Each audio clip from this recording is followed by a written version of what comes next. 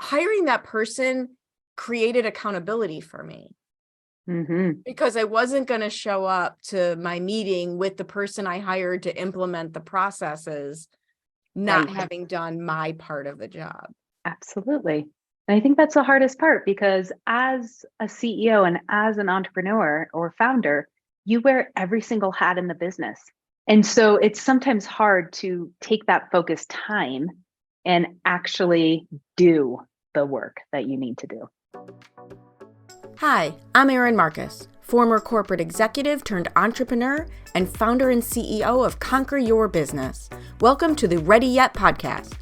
We're excited to bring you more than 100 episodes of interviews and insights designed to help entrepreneurs get the financial and emotional freedom they need in order to build a business and a life they're proud of.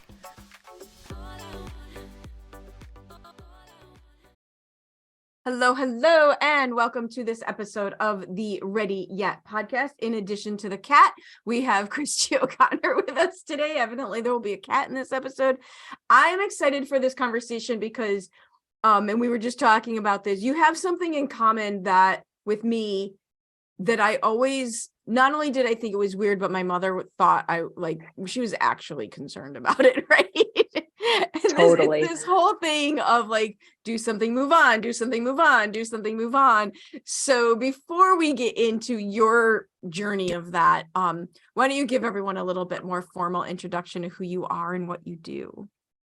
Excellent. Thank you, Erin. I so appreciate being here. Just love being able to talk about the entrepreneurial journey and how I've gotten to where I am today as well. My name is Cristy O'Connor, and a little bit about my background. Growing up, I always worked in small businesses, really loved that aspect, saw the freedom and flexibility that those business owners had, and how having a key employee such as myself allowed them to have that freedom and flexibility. Went to college, super random, pursued a degree in food science, human nutrition, exercise physiology. And when I decided dietetics is the next route, I did not love what the FDA and the Dietetics Association was forcing us to prescribe. So I was like, great. I just spent 4 years getting a really amazing education in food and nutrition, which I absolutely loved, but I still always had that entrepreneurial spirit. Long story short, I've worked everywhere from nonprofit organizations to privately held large companies and to, Fortune 500 public companies as well. And along the way, I also had my own businesses that I ran in the fitness space. And then most recently, I joined a partnership. There was 4 of us, and we were purchasing failing franchises in the boutique fitness space. And my job was the boots on the ground. I went and fired, retrained, and made those businesses profitable in about a year and a half. So after I kind of got that to a stable point, I'm like, what's next? I don't love the day-to-day management of people. I love being a leader. And I just really am good at seeing the big picture and figuring out what needs to be done in a strategic way to achieve the goals that company needs. And so, I just put it out into the universe, and, within 3 months of me putting it out into the universe, I found Cultivate Advisors, where I'm now a senior business advisor. So I get to help other entrepreneurs pursue their goals and get those roadblocks out of their way. So I want to touch on something, and I warned you, this happens organically. We can have a great plan. Plans are useless. You touched on something that's been very front and center in my mind in the last probably 6 weeks. And what I've been looking at is what has allowed me to be successful in this business where others aren't.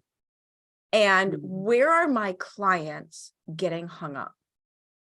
And then you mentioned going from problem to success basically in 18 months.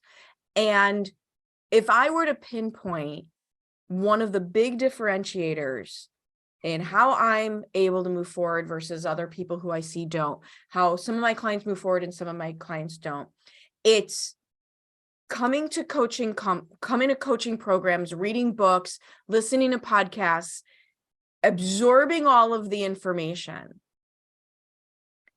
And some people do something with it and some people don't. And it's knowing, because I don't think it's an inherent ability for everybody. How do you take knowledge and information and turn it into an action plan? That is a great question. So I think you already kind of hit on it by stating that you have to actually take the action, right? And Sounds then so I think simple when you just say it that way. it does, It's just so easy. but I think the key thing you even talked about was coaching. It's the accountability. So I think a lot of us as entrepreneurs, we know what it's been like working in a corporation and things of that sorts, but then how do we distill that down to how we function individually and how we function in our organization? And who's holding the person at the top accountable, i.e. you as the CEO? That is where I see the benefit of our work that both you and I do is we make it accountable. And the biggest thing is when clients show up and they're like, oh, I didn't get it done. I didn't get it done. I'm like, great, guess what? We've got 2 hours. Let's do it now. So it creates the space and the time for them to do it, even if they probably just don't want to do it. I think the other thing too is that it's kind of like situational leadership. Is it skill or is it knowledge that they lack? And where do you need to support them, right? And what type of support do they need based on their deficiencies that they might have? So some people don't take action because they just don't even know that first step. Right? They just don't know what to do, which is a very legitimate situation, right? It's just I don't know how to do that. I mean, yeah. So like me and my business partners, we invested in an EOS implementer. And I think what was great about that is we had the accountability. And we also had someone outside of ourselves, especially when you have 4 minds working together, that could hold accountability to us and also bring everything back down to a level that's not way up here that some of us get into. Well, and we did the same thing here. Allison and I, Allison joined me almost right from the beginning. And at some point, we realized we had gotten ourselves as far as we could on our own operationally. Yes. I mean, I was in coaching programs and learning all the time, but that's my natural state. Right. But we had gotten ourselves operational and we did the same thing. And it was interesting that you say hiring that person created accountability for me. Because I wasn't going to show up to my meeting with the person I hired to implement the processes, not having done my part of the job. Absolutely. And I think that's the hardest part because as a CEO and as an entrepreneur or founder, you wear every single hat in the business. And so it's sometimes hard to take that focused time and actually do the work that you need to do. I laugh. I love how you say do the work. I tease my boyfriend all the time because he tends to work in the kitchen a lot instead of in his office. We can go into that at a different time. And my feelings about that. No, a lot of times it's absolutely fine because then the dogs are happy and everyone's happy. But I do overhear as I go to have lunch and go to grab coffee, I overhear, and he works in a corporate company at a high level of management and a nationwide level of management. And I tease him all the time because he's never not in a meeting. Yes. When does anybody do the work? I'm having the same. So for an entrepreneur, I'm doing the same thing for myself. We have initiatives now that I'm very excited about, but I've booked myself talking to other human beings so much that when am I working on my initiatives? You got it. Like, these are normal problems to have. Absolutely. Absolutely. So tell me, what's your origin story? as we now call it in this, right? Thanks to Marvel, we now call it an origin story. But like, how did you find yourself where you are now? I'm always curious how people landed. Like, because I love the fact that you were in the fitness world. That's my background, not from a business perspective, just from a personal perspective. So how did you land where you are? I think it's saying yes to opportunities. I think it's not being afraid to just dip your toe in anything and figure out what feels right. I mean, I've worked in the fitness industry. I've worked as a financial advisor. I've worked in doctor's offices, right?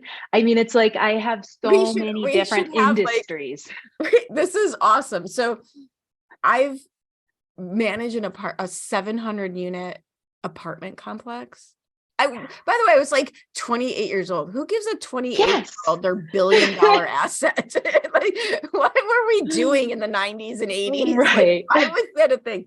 Like, we might complain about kids not growing up enough now, but what crazy person gave me at 27 years old management over a multiple $1 million asset? I managed a construction Nice. team. Yeah. Yeah. I don't know how that happened. And I think the most interesting thread across all of the different industries is that I always fell into a place of leadership naturally. Mhm. And so really, I think I was always hungry for that next opportunity of growth. And I really didn't care where it came from. You already said it yourself. I'm a lifelong learner. I'm going to figure it out as I go. And I think that's a big part of it is whenever I feel like I've hit a plateau or I'm stuck and I'm not learning, that's when I start looking for something else. So where I got to today, I absolutely love that I have a variety of clients in every single industry, and it keeps me on my toes and it keeps me busy. And I don't really see myself doing much else besides advising for the rest of my career because it fulfills all those different aspects of me where I'm not having to go run and find another job so that I feel like I'm Just to learning and learn growing. something new. Yeah. I Yeah. so agree with you because I just absorb information. I absolutely love it. And it does feel good to be like, okay, I can continue my quest to absorb information and not have the ups and downs of looking for a job. Like none of that has to come with it anymore. Right. Right. And I love it. And we also have the opportunity to teach and share that information that we always seek out and explore ourselves. Love what you're learning here and interested in more? Check out conqueryourbusiness.com to get immediate access to all sorts of additional resources and stay updated on our upcoming training events. So if you were, if you think about your clients, one of the things I love to do is shorten people's learning curves, right? If you just don't do it the way I did it, you're going to be ahead of the game, right? Exactly. So between your personal experiences or your clients, what do you see some themes of challenges where people get hung up or let it stop them? Kind of so we don't feel alone. Yeah. And kind of some tips for how do we move through it? That's excellent. First of all, I would say most business owners do not want to spend the time in their finances and understand where their money is really going. And are they charging the right amount, right? So the number one area I focus on first, well, two areas that congruently I focus on is financials. Make sure you have a plan and make sure you have a way to understand how you're going to achieve that plan. I'm just not going to set a sale goal of, hey, I want to make $50,000 this month in sales. Well, what does that take? How many phone calls do you need to make? How many leads do you need to have? How many opportunities do you need to get in front of people? And what is your closing rate? And what in those different areas can we actually affect so that you get a higher closing rate or you're achieving more leads, right?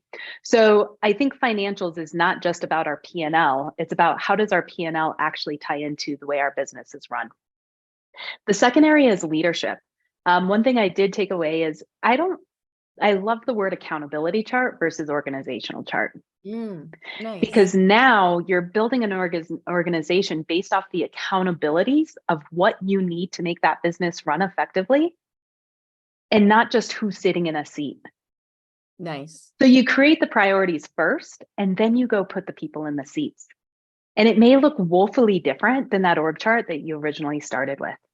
Yeah. One of the ways I was taught to do an org chart that I loved was an outcome chart. Ooh. I know. I wish it was my original idea. It wasn't. Right. I'll take credit for that one. Totally. It was create an outcome chart. What are the outcomes? And here's one of the things that I laugh about. Case study in my MBA life. Everybody, read good to great, always this big deal. Yes. Just put the right people on the bus. And we always laughed because the right people won't get on the bus if they don't know where the bus is going. Yes. Yes. And so that's why I feel like leadership is such an imperative part of any organization. It doesn't matter if you're a team of 2 or a team of 50.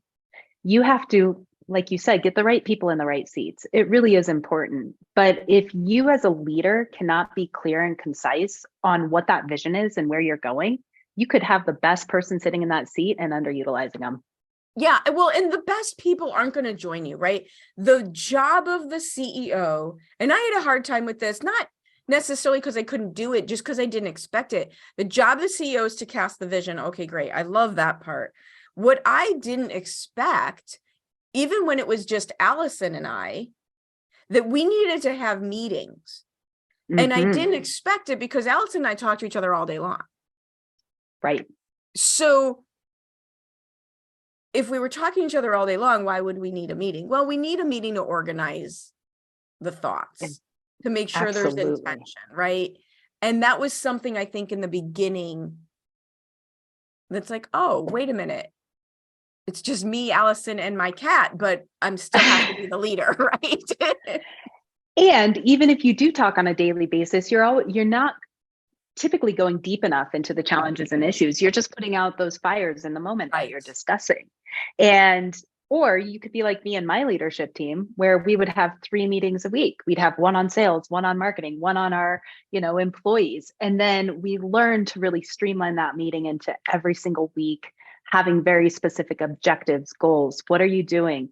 I mean, setting quarterly goals and making that your guiding light off of your yearly plan is so imperative, and it keeps people focused. And when we talk about casting that vision, it ties it more on a micro level of where that vision is and how you can influence it. I love it. Yeah. And it really is so much of what I've put in place for my business, but also how to help someone else do that.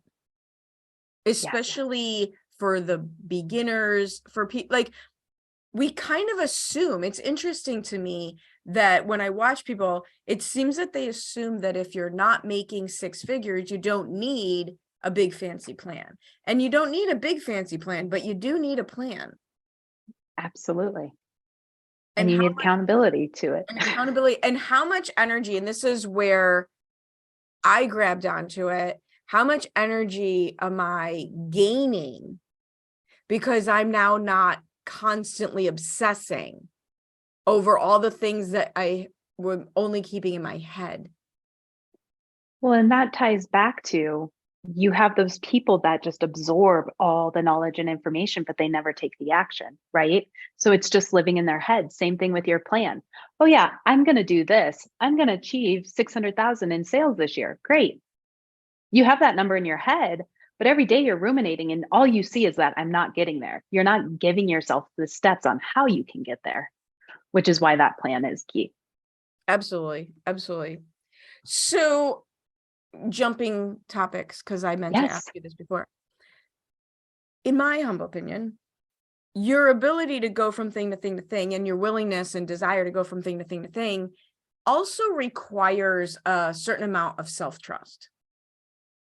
I see people stay in jobs, excuse me, way too long.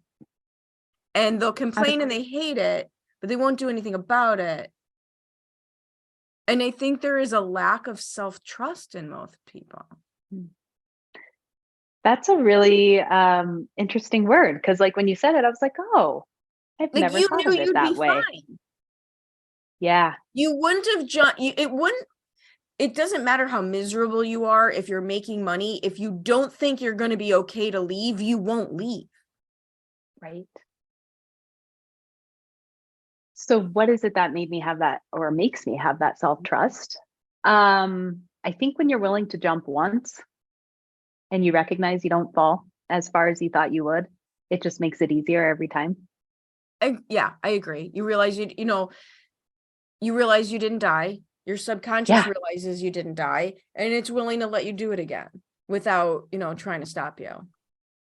And I also think that when I look at my first, job or career path out of college and where I led to next, it was the opportunity presented itself. Yeah. I didn't go out seeking it. Someone saw me for my talent and said, "Ooh, I know a great company. They're hiring for this position. I think you should apply." Right. And so I think that also helped because I had the encouragement and the support, and it wasn't me having to go out and seek it. But once I had that opportunity, it's like the second I felt stagnant, I wasn't afraid to go search for that next opportunity because it showed to me that it will be fruitful, you'll gain new knowledge, and you have an opportunity to create an impact. I had that as well, where I did really good at what I did. And so the next opportunity came. And it wasn't until way, way, way later in life that I never felt like I had chosen on purpose what I wanted to do. I was just really, really good at doing a good job and the next door opening. Yes. And I think that's where you and I are probably sitting now in our careers is I was like, I'm just not jumping to the next opportunity. I am going to set my intentions around what I want. And I love this because our recruiter, it was November 2020. And, I was talking to the recruiter and I had written down that by March, I would be in a new job for the career that I'm going to do for the rest of my life. And what does that look like? What does it feel like? What kind of impact am I going to have? Just by getting that out on paper, created clarity. And as I was searching for the next opportunity, it gave me a way to really hone in on what it is I wanted. And, I wrote down my intentions, never looked at them again, and I was like, oh, the exact timing I said it would happen, it happened in. I created Right. So and I think most people sometimes don't. people, they don't even take that first step of writing it down. Of what do they want. And I also had conversations where people are so in survival mode that they're not even able to really articulate what they want, because what they immediately want is relief.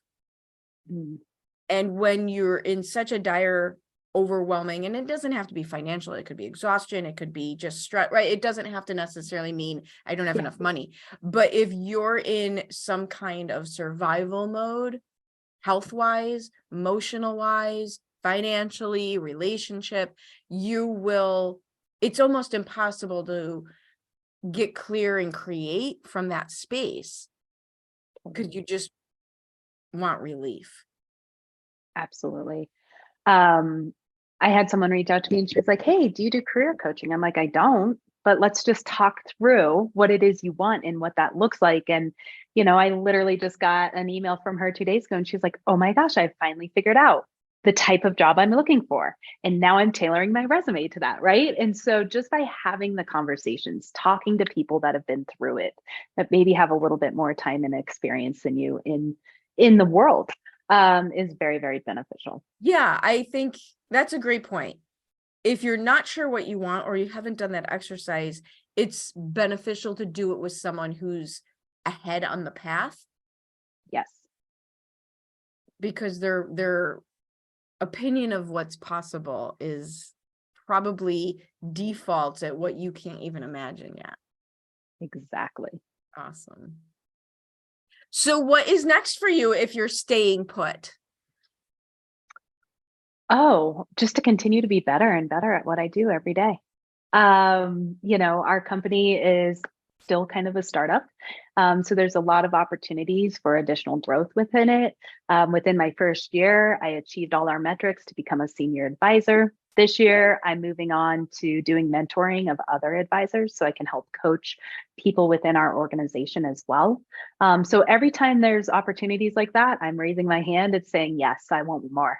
And I love that I'm with an organization that allows that.